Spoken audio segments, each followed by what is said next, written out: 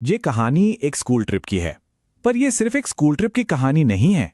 ये एक ऐसी रात की कहानी है जहां तीन दोस्तों की शोहरत पाने की चाहत उन्हें सीधे मौत के दरवाजे पर ले गई। आज हम परत दर परत जानेंगे कि उस रात आखिर हुआ क्या था। अक्सर डरावनी कहानियों की शुरुआत किसी पुरानी कथा से होती है। और ये कहानी भी एक ऐसी ही किंवदंती से जुड़ी है। एक औरत की आत्मा जो अपना बदला पूरा करने के लिए आज भी भटक रही है।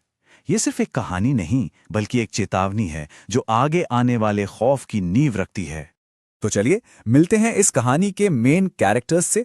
आयु, अमन और रोहन ये सिर्फ दोस्त नहीं थे बल्कि ऐसे नौजवान थे जिनके अपने सपने थे, अपनी ख्वाहिशें थीं। इनकी स्कूल ट्रिप एक दूर दराज के होटल में ठहरी थी और बस यहीं से इनकी भयानक यात्रा शुरू होती है। अब इनके दिमाग में ये आइडिया आया कहां से? दरअसल इन्होंने सुन रखा था कि कैसे पिछली ट्रिप पर कुछ लड़के ऐसी ही एक झील पर रात में जाकर स्कूल के हीरो बन गए थे। बस उन्हें भी वही शोहरत चाहिए थी, लेकिन उन्हें यह बिल्कुल अंदाजा नहीं था कि इस शोहरत की क्या कीमत चुकानी पड़ेगी। तो प्लान क्या था? बड़ा सिंपल सा प्लान था, जैसा कि यहां दिख रहा है। गार्ड के सोने का इंतजार करो, झील पर जाओ, फोटो खींचो और वापस आ जाओ। सुनने में यह प्लान जितना सीधा लग रहा था, असल में उतना ही खतरनाक था। उन्हें नहीं पता था कि आगे क्या भयानक मंजर उनका इंतजार कर रहा है। तो वो निकल तो पड़े, लेकिन जंगल में घुसते ही प्लान गड़बड़ाने लगा। जो झील खिड़की से पास लग रही थी, असल में बहुत दूर थी। जल्द ही वो रास्ता भटक गए, और तो और उनके फोन का सिग्नल भी चला गया। मतलब अब वो पूरी तरह से अकेले थे उस घने काले जंगल में। और बस यहीं से असली खौफ शुरू होता है। जब उन्होंने वापस जाने के लिए पलटकर देखा तो रोहन गायब था। ये सिर्फ एक दोस्त का खोना नहीं था, बल्कि पहला इशारा था कि वो किसी बहुत बुरी चीज में फंस चुके हैं। जब उन्होंने रोहन को ढूंढा तो जो नजारा उन्होंने देखा वो बहुत ही अजीब और परेशान करने वाला था। रोहन अपने नंगे हाथों से जमीन खोद रहा था, जैसे किसी के कंट्रोल में हो। उसकी आंखों में कोई पहचान नहीं थी, सिर्फ एक अजीब सी खामोशी। और यहीं पे कहानी एक ऐसा मोड़ लेती है जहां से सब कुछ बदल जाता है। जब रोहन उनकी तरफ मुड़ा तो उसकी आंखें पूरी तरह से काली थी। ऐसा लग रहा था जैसे किसी ने उन्हें निकाल दिया हो।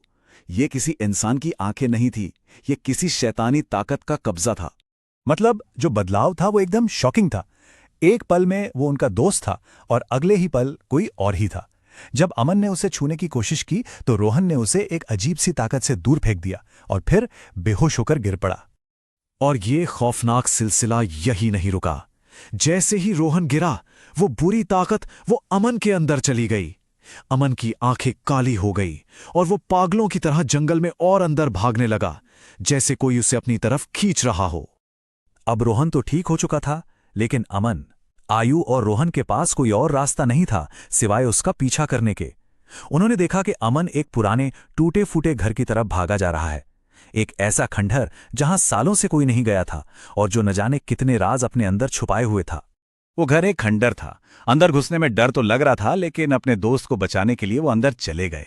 और अंदर से एक अजीब सी आवाज आ रही थी जो उन्हें उस शैतानी ताकत के पास खींच रही थी जहां से शायद लौटना मुमकिन नहीं था। और अंदर उन्होंने जो देखा, उसे देखकर तो उनके होश ही उड़ गए।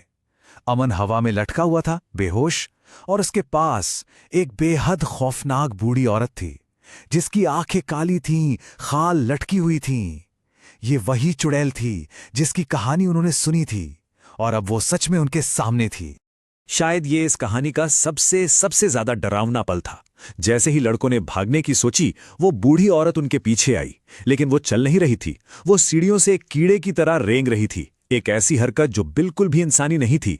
और ये नजारा उनके दिमाग में हमेशा के लिए छप गया। अब तो बस जान बचाने की पड़ी थी। वो उस खंडर से भागे बिना सोचे समझे, और घबराहट में उन्हें ये पता ही नहीं चला कि वो उसी झील की तरफ दौड़ रहे हैं जिसे वो ढूंढने निकले थे।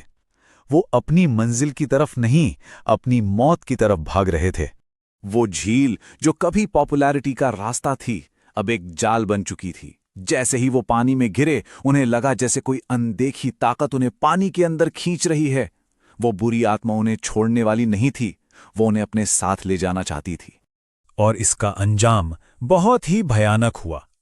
आयु किसी तरह बाहर निकल आया, लेकिन उसने अपनी आंखों से देखा कि कैसे रोहन को पानी के अंदर खींच लिया गया और वो डूब गया। वो चाहकर भी कुछ नहीं कर सका। अगली सुबह जब आयु की आंख खुली तो वो अपने होटल के कमरे में था, पर यह कोई बुरा सपना नहीं था। बाहर पुलिस थी और सफेद चादर में लिपटी 2 लाशें थीं, अमन और रोहन की। उसकी यात्रा तो खत्म हो गई थी, लेकिन उसका दर्द अभी बस शुरू हुआ था।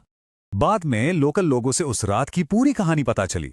ये उसी औरत की आत्मा थी जो बदला लेना चाहती थी, जिसे गांव वालों ने बेरहमी से मारकर उसी झील में फेंक दिया था। वो कोई किंवदंती नहीं थी, वो एक असल चेतावनी थी।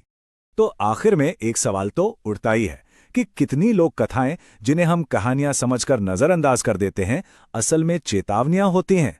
शायद इन कहानियों को हमें गंभीरता से लेना चाहिए, इससे पहले कि बहुत देर हो जाए।